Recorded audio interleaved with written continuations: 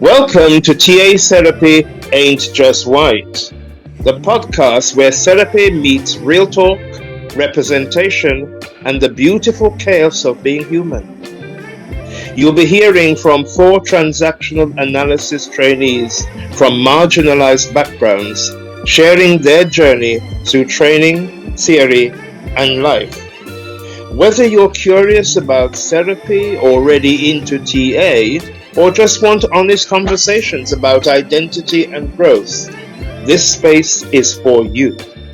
They are here to make psychotherapy more human, more honest, and more inclusive. Let's dive in. Hello and welcome to today's episode of TA Therapy Ain't Just White. Today we are going to be talking about functional ego states and dissecting and unpicking that particular model. Joining me today are my 2 co-hosts. There's Robin. Say hi, Robin. Hi. And Wendy. Hi there.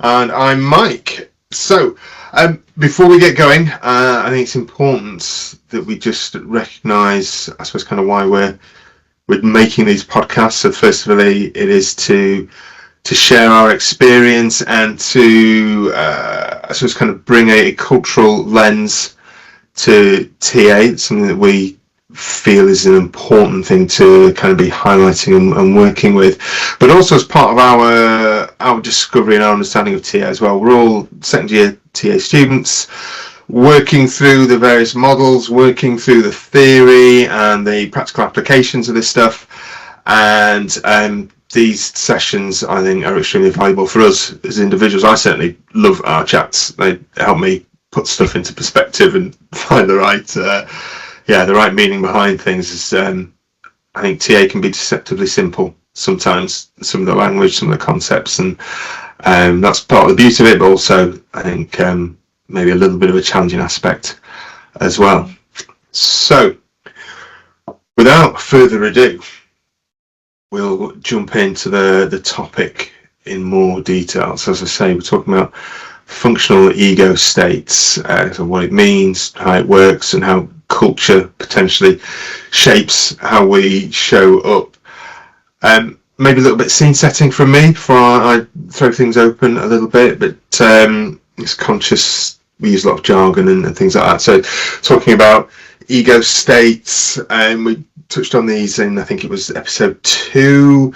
Eric Burns' initial work as the father of TA talked about parent, adult and child ego states. So the parent being I suppose it's all a metaphor, isn't it? All this stuff is all a metaphor. But so the parent being those kind of the should messages, the how you should behave, what you should be doing, all those kind of introjected ideas, either from parents and significant kind of caregivers, but also in this context I think we're going to touch on today in the kind of the cultural aspect as well. And then child being more about your reaction to that and your kind of innate response to the environments that you're in, the decisions that you make, and how to survive and function in the world, and how that then feeds and shapes you. And adult kind of sitting in the middle of those two. And the adult is kind of draws on these different resources in the here and now and the evidence that's available to decide best ways to proceed with things. And that's your kind of, your thinking here and now rational piece. That's certainly the way that I look at things. How's that kind of land with you guys? Does that feel about right? Yeah, that sounds pretty good. Yeah. Awesome. So I think moving through then, I'll throw it over to you guys. So I suppose, what's any cultural habits or family traditions or anything like that shape the way that you see the world that fall into this category? Yeah, I was just thinking about, I was born in South Africa, in a community labelled as coloured in the apartheid era, and also my transition from living in that kind of environment and then into a democracy where you had the vote. and it was a system that made you separate, where some people were a little bit better off than others, and it was sort of designed to be in competition. So I suppose that way and that environment that I lived in meant that I, as a survival mechanism, maybe over the generations, I interpret that as you don't trust other people. You, to keep safe, you don't stand out, you don't put your neck out, and you blend in to be safe. And that's something that's shaped then the way I live. That's shaped the way I live my life today. Yeah, that's actually kind of interesting, Robin, because obviously I come from a different culture, but I can really identify with those parental messages and cultural messages. You know, of don't stand out, blend in, obey the rules, fit in. So, you know, I think I was brought up to be very adaptive really to the cultural context of, say, the British class system, and the general environment of the time. You know, from my parents, I think from the school system where I lived, it was very much, you know, having trust in the system or people in authority. So that would be like teachers or like the white coated expert, you know, you didn't question the doctor. Although, yeah, I mean, I really think about that now was, you know, from what we've learned around, just say, for example, COVID or other, I guess we have more information available on the internet. And so at the time I was growing up, like, you really didn't question people in authority. So that's sort of similar to what you were brought up with. But then I suppose in my family, there was also this idea of this message about thinking for yourself and not following the crowd. So I suppose that is adaptive, but also not. So I had two sort of conflicting messages at the same time there going on. Yeah. Interesting, isn't it? I think the functional model is starting to talk about what we observe here and now and how we kind of demonstrate and live the various messages and things that have come through. And I think it starts to then highlight, you know, to your point, that you can have conflicting messages about the same things, and how do you kind of balance those, but they're maybe kind of sitting in different parts. I think it's possibly where the functional ego state starts to come into its own to split those bits off, isn't it? And I'm just conscious we're kind of diving into talking functional ego state and stuff like that. Yeah, Wendy, can you give us a view of, you know, what is functional ego state? Yeah, I think when we're thinking of the structural ego state, it's the structural model, when we talked about that previously, shows the component parts of the ego state. Whereas when we're thinking of the functional model, it's how we function when in those ego states. And you can think of it as divided into positive and negative aspects of behavior that you can observe, really. Like, so thinking of things like gestures, words, voice tone, postures, facial expressions, and attitude. It tells us more what's going on the inside of the person. I like what Widdowson said. He said it's what's going on in someone's head, but we can see it in the way that people communicate.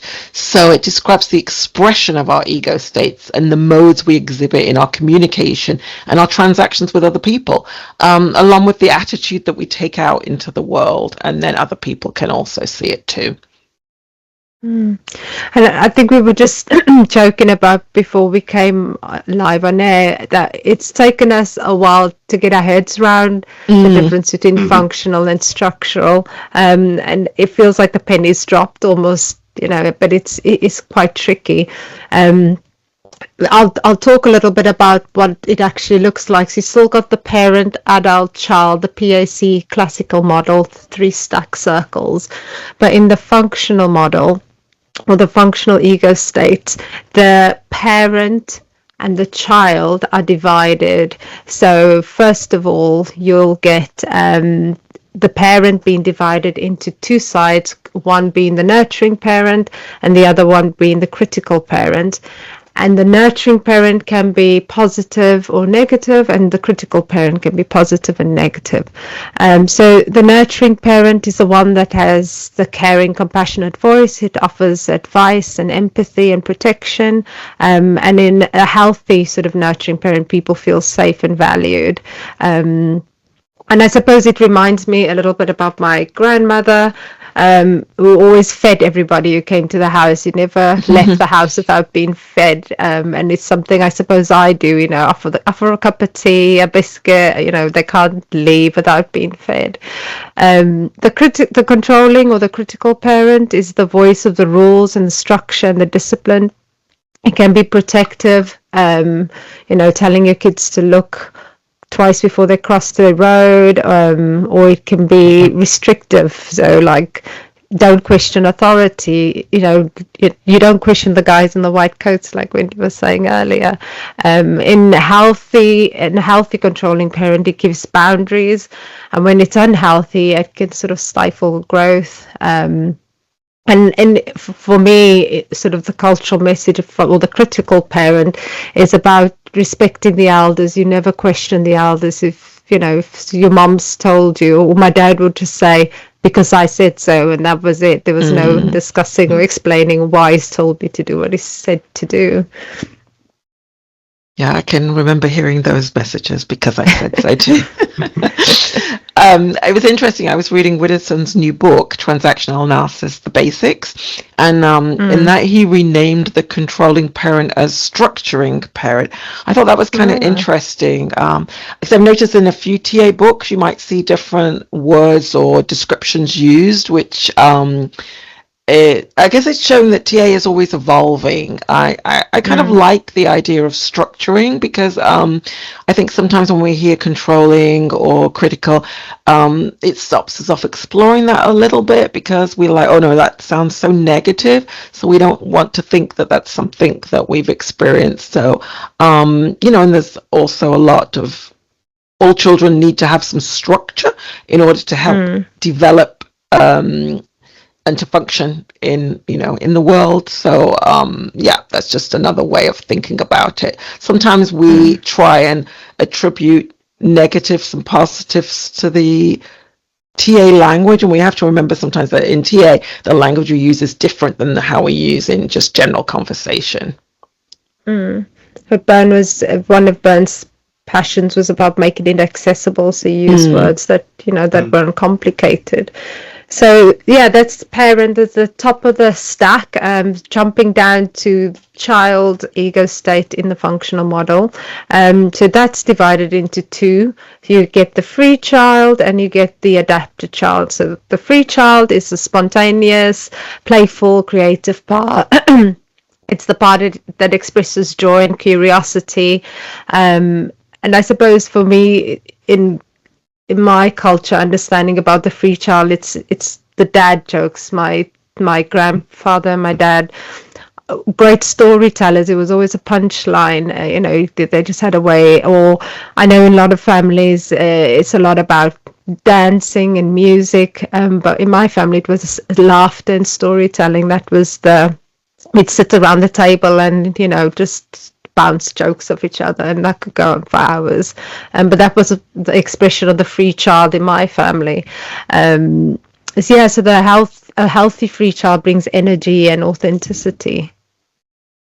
Okay. I'm really loving that image of everybody sitting around like bouncing dad jokes. That's really funny. Just to throw something up there, or something that is sort of a challenge to that idea is, I believe Finita English and perhaps other TA theorists sort of actually sort of criticize this idea of a free child. And I thought this was really interesting, so I'd be interested to think what you guys think about this, because they said a lot of behavior that we actually consider is free is adaptive or culturally normed. So so it's like the idea that you can't really escape culture. So even the stuff that you think is behaving like a free child what they were saying is actually a lot of that is really adaptive behavior. It's or what society considers free child. So therefore, is that really free child? What do you guys think? Yeah. It's one of those where the lines are quite blurred. Because what would be a free child in one culture, in one context, might not be in another. And so I suppose it comes down to what the individual describes as and I think the idea of the free child, it's the child that's acting spontaneously, not because mom has said or dad has said. Not, they're not rebelling against something, and that's what they're doing. They just this. For me, it's the pure joy. I don't like coloring, so for me, free child isn't coloring. But it's just that pure joy of can't even think of anything that's my free child moment. But it's that there's no strings attached, there's no conditions, there's no voice. It's just something that's bubbling. Maybe dancing for me. I enjoy a good dance, and it's that kind of behaviors. And yes, for somebody else that would look really different. If you were brought up in a home that you were made to dance, maybe that's your adaptive child when you're dancing, because you're following a parental message. I think it was also Mike. It's an interesting concept, isn't it? Because it kind of questions so many things. It's really making me think actually that it's that kind of allowed spontaneity, isn't it? That's what free child potentially is. Then certainly the way I'm thinking about it is, what the boundaries you're allowed to push, or what is acceptable, unstructured or unprompted behaviours, and what can you use to express yourself in different ways? What are your outlets that you can just turn to at any point without asking permission, or without kind of fearing retribution or something like that? Potentially that's where free child starts to come in, that kind of playful, spontaneous, whatever it looks like. But that, your point there, Wendy, just what's allowed? Where are the boundaries, and who decides what's free and what's not, and what's adaptive? But I suppose the reality is everything we do is in the context of the culture that we're in and that we've been brought up in, and the culture that we want to create around us as well. So even though we may kind of act in a free, spontaneous way, there could be a structured element to that in trying to create and trigger that in other people, those responses. So again, it's that kind of duality of elements within all of this, within all of the models. So it's quite interesting. I was thinking about because at the time of recording now, it's early November, and we went to fireworks the other day, and it's kind of nice, kind of fantastic big thing. It's good fun. So me, my wife, and my boys, and there was music playing there, and it was just this kind of rhythmic drumming sound drifting through the crowd, and I had a proper free child moment of just feeling that and just kind of dancing, very much that kind of dance like no one's watching. Just hundreds of people around, didn't matter at all. I really enjoyed that. But then also looking back on it, part of that was I wanted to maybe kind of model and demonstrate that that's okay. So creating a space for that spontaneity and giving permission for that element of absolutely. And TA, isn't it? It's simple on the surface, complex underneath. Yes, definitely. It gets back to that phrase we hear often. I can just picture you there, Mike, say, we do say that getting in touch with our free child. That's what when we use that expression, that's what we're kind of saying. But from being in the education field, it's like, why do we have to then teach children to play? Because what we think is free, we actually is learned behavior, and I think that's what they're sort of getting at. And Mike touched on it a little bit, like, complex. And I suppose, and it brings us to the adapted child, the part that is learned how to fit in or survive. It's sometimes compliant, I'll stay quiet to keep the peace, or it can be rebellious. You can't tell me what to do. And it's adaptation that helps us belong, but if it's overused, we can lose our own voice. So I suppose people from with a cultural lens about that, it's about the child messages being shaped by respect, safety, or avoiding conflict. I don't know. What do you guys think? This one is tricky because I think, how can you function unless you live in an isolated community? Well, even then, I suppose you have to make adaptations. If you're going to work in a group, live in a society, live in a family, it can't be all what you want, but that doesn't necessarily make it unhealthy and negative for we have to adapt to fit in, we have to compromise in order to live together. So yeah. I'd absolutely agree. I think it's there's definite need to fit into the norms and things like that that are around you, and to be acceptable, but I suppose it's extremes, isn't it? Either way, in that adaptation, are you completely losing yourself and you're purely doing what is expected or what you think is expected to fit in or to be safe and things like that?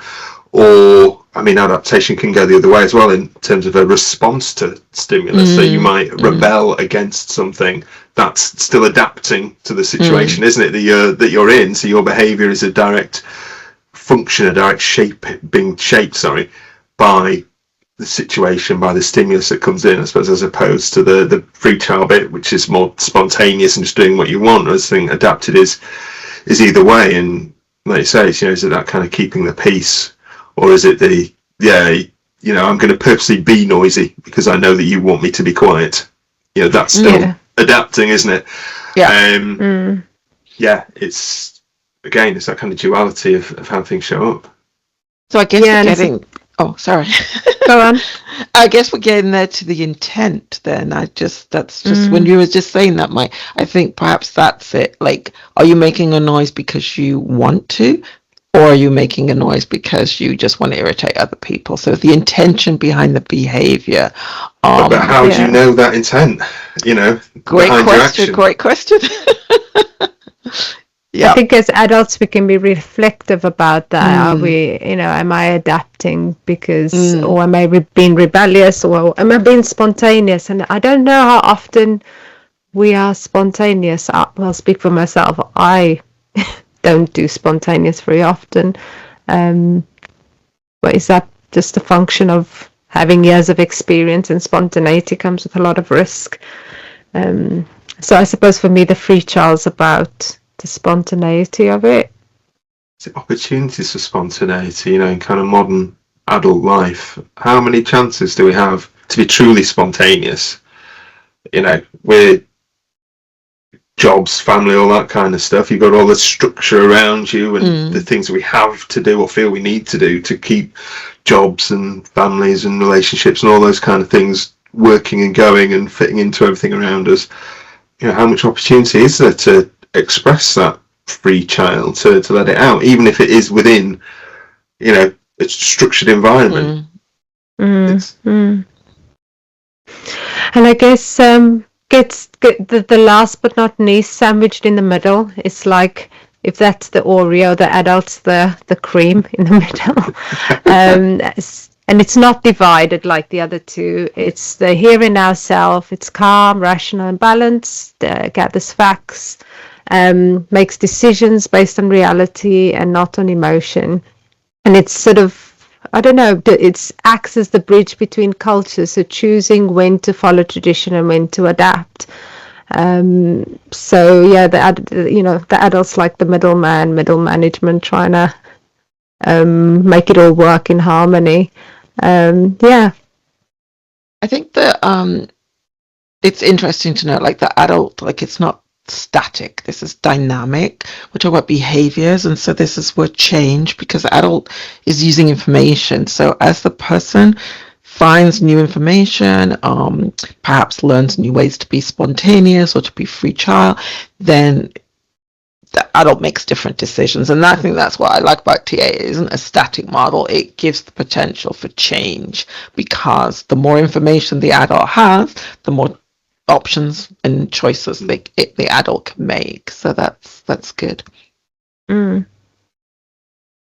Absolutely, yeah. It's not a fixed thing that we're aspiring to. It's an explanation of what is happening and how we're behaving, isn't it? How we're communicating, how we're behaving can be explained through the model. It's not the other way around, that the model sets how we should act and behave.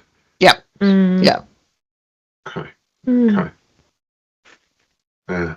There's I'm struggling. I'm trying to find a metaphor or something like that pulls those different bits together of the different models, and then there's something, isn't it, about how the structural model is like, I suppose, a bit like a house. And just stay with me. Hang on. I mean, I'm thinking as I'm going on this one. So the structural model's a bit like the house. It's a bricks and mortar. It's what's actually gone into making the house or making the person. So that might be all the history and all the other kind of bits and pieces. And then the functional model, the functional ego state, is about what's actually going on in the house, how that works, the mechanics inside of it. So it's not the stuff that's kind of gone into making it. It's what's happening inside there as a result of the spaces or the rooms that might be there and things like that. Yeah, I don't know if that helps. I'm not sure if it does. I need to think about that a bit more. Yeah. No, I think I'm getting it. I think I'm getting it there. I was just thinking about the electricity. You know, as you were talking there, Mike, I just had an image of like flipping the switch, and then all the electricity, like, you know, whizzing around through the wires and lighting up different sections of the house. And you can rewire it differently at different times and add lights here and there. And the structure of the house is not changing, but the inside is changing depending on what's triggered. So I think I like that metaphor. I like that we can bring the philosophical principles in, that everybody can change and we can rewire the house. Yeah, nice. So I suppose it's maybe something for the listeners then, you know, just as we're talking about this, you know, what state do you think you're most in? And that's quite telling, probably when you're under stress or when you're feeling playful. You know, there's maybe those kind of extreme ends of things. Just what state do you default to? I think for me, I tend to flick into probably adaptive child more than anything, especially under stress, just in terms of, you know, what are the rules, what should be happening, what do I need to be doing now in a pressured situation. You know, I look for that kind of rules and that structure that may come from external, or maybe stuff that I've kind of agreed and set out myself. It's, you know, where those bits come from. But I think that is my default, probably, is to start in that place and then work my way out from there in times of stress and stuff. What do you guys think? I think that for me, like, it's the critical parent I'm hearing, you know, like that sort of, I think that's like a typical thing that I hear. Oh, Wendy, like, why did I do that? I sort of can hear that critical message. But I was just, as you were talking there, or I was talking, I was thinking, like, why don't I bring in the nurturing parent to try and soothe myself? That would be the sensible thing to do. Something I guess I need to work on. What about you, Robin? Yeah, I think I definitely, under stress, I think I'm having both the critical parent telling me off. Why have I got into this situation? I should have known better. I told you so. And then I've got my adapted child in a stressful situation, trying to make things better, and it's adaptive to other people in the sense. I think that's what my default is, not adapting to my own needs, but adapting to what I feel other people need or want, or I would like to be more free child, but I feel like my free child is a bit like, if you know the Lord of the Rings, like Gollum, and it's like very undernourished and looking for the precious. So yeah, I need to nurture my free child a bit more. Yeah. That tends to be how I think people talk about the different states, don't they? And the kind of the nurturing parent speaks to the free child, and the critical controlling parent to the adaptive, and that's the kind of the communication piece tends to flow. And I think that's a big piece with this model, is that communication and how we can use it to look at how we're communicating with others, as well as, I suppose, with ourselves as well. So, where am I coming from, and where are you receiving it to, and also where are you responding from? Because they might not necessarily all be the same place, and it's maybe that's something for another podcast about transactions and complementary transactions and stuff like that. But this is kind of where it begins, isn't it? When those different elements of the ego states speak to each other directly, and you're in tune,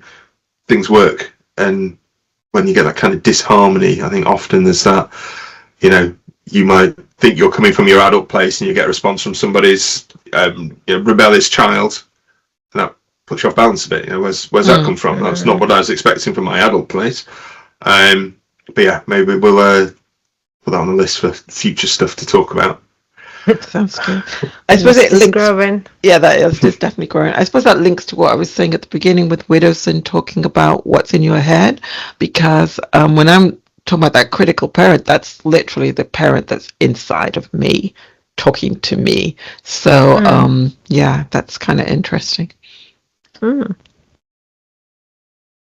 Okay, so we've touched on quite a lot as we've gone through here. I wonder if there's maybe a little bit more to say just around different cultural influences on ego states and bits like that. Kind of, does culture shape how we express and where we're most comfortable with different elements of ourselves? Yeah, I think what brings out for me is this whole thing about respecting the elders, and you don't question your parents, and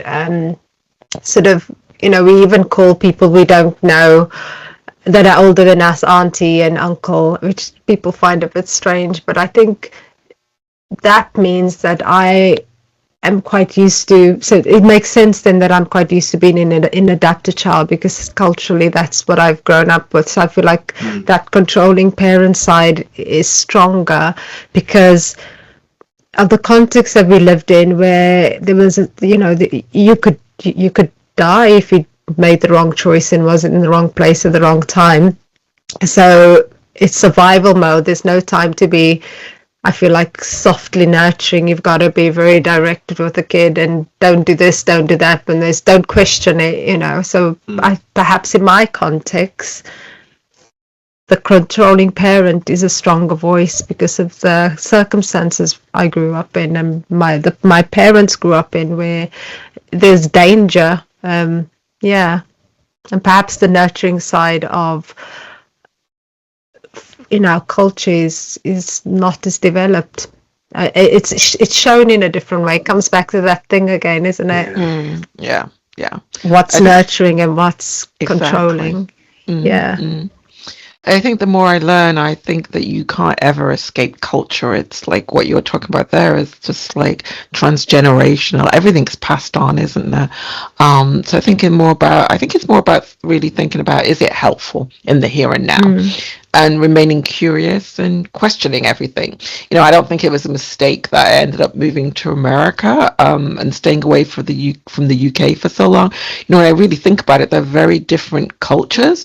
And, I can, I think back now, I can recall this feeling of being like hemmed in and repressed by the community and culture that I grew up in, and the parental sort of interjects of conformity and compliance. But it was also about the area where I lived and that part of England, and also, you know, thinking about the social class system in England, the stiff upper lip.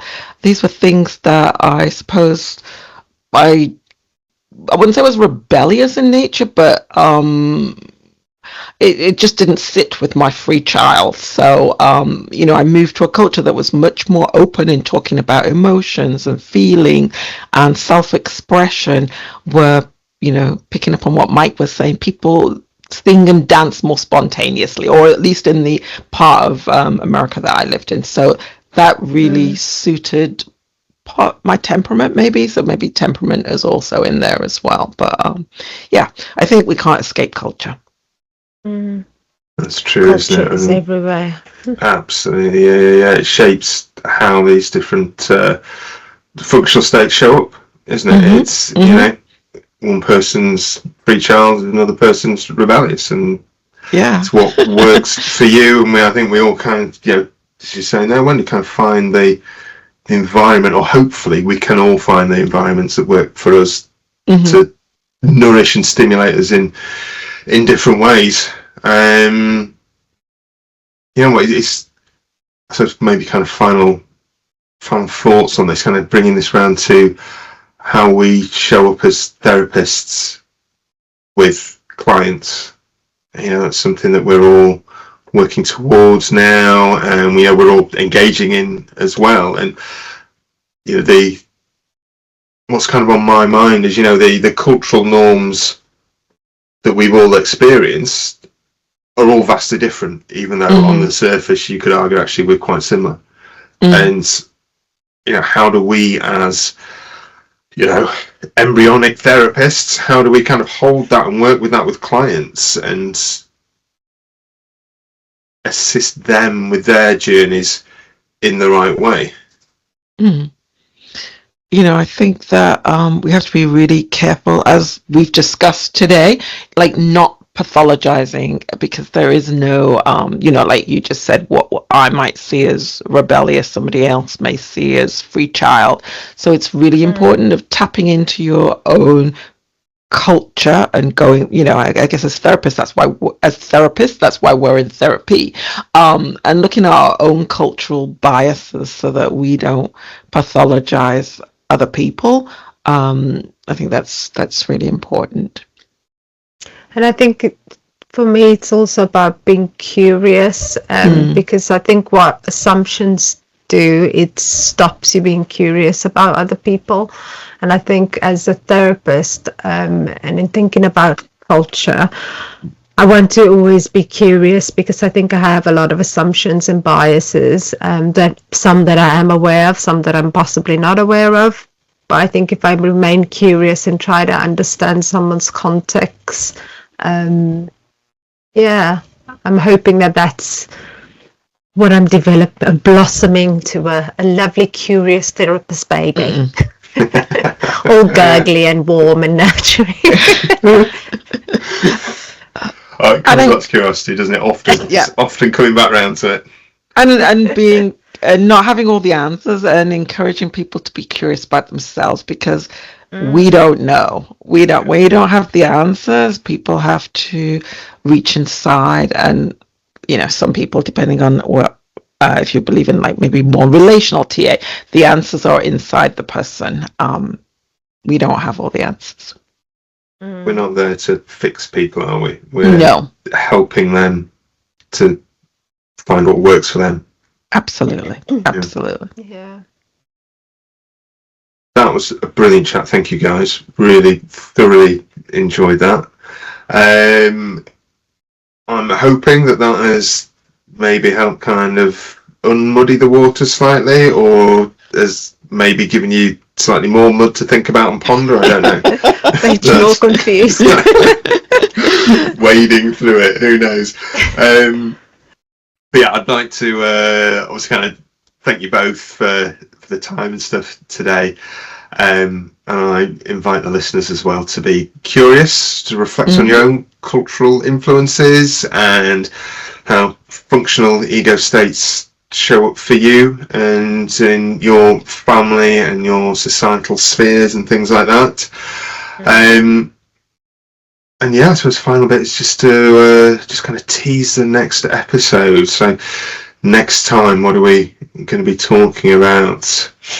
Well, it's something that's close to our hearts. We're going to be almost like a retrospective, so looking back and thinking about the first year of training. So kind of where have we been, what have we learnt, what maybe we wish we knew then that we know now, all of those kind of things. So if you are just entering into training, or if you're thinking of entering into training after listening to some of these initial podcasts, please do tune in for that next one. It will undoubtedly be a rich episode.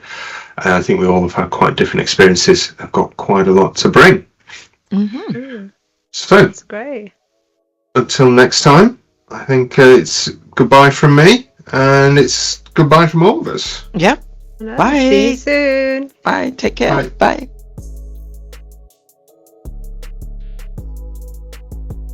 Thanks for listening to TA Therapy Ain't Just White.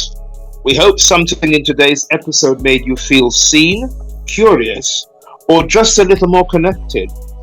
Whether you're a trainee, a therapist, or just therapy curious, you belong in this space.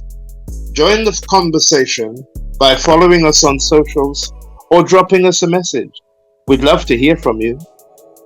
Until next time, stay grounded, stay curious, and stay you.